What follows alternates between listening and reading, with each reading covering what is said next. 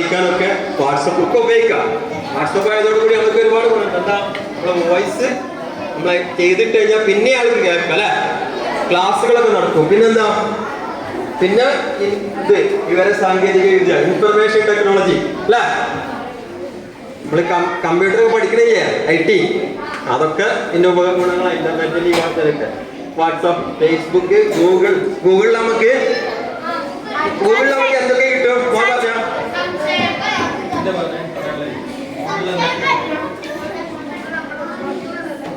നമുക്ക് അറിയേണ്ട കാര്യങ്ങൾ സെർച്ച് ചെയ്ത് നമുക്ക് പഠന സംബന്ധമായിട്ടുള്ള കാര്യങ്ങളൊക്കെ നമുക്ക് കണ്ടുപിടിക്കാം.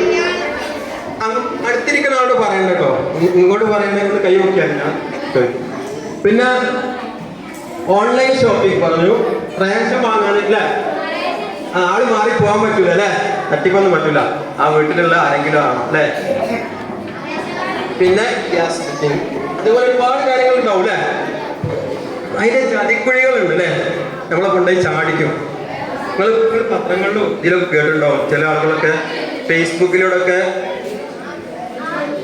എന്ത് ഐഡിയ ഉണ്ടാകുക, റോങ് ആയിട്ടുള്ള ID ഇട്ടിട്ട് അത് ചിലപ്പോൾ അയാളൊന്നും ആവില്ല, വേറെ ഫോട്ടോ ഒക്കെ വെച്ചിട്ട് ആളുകളെ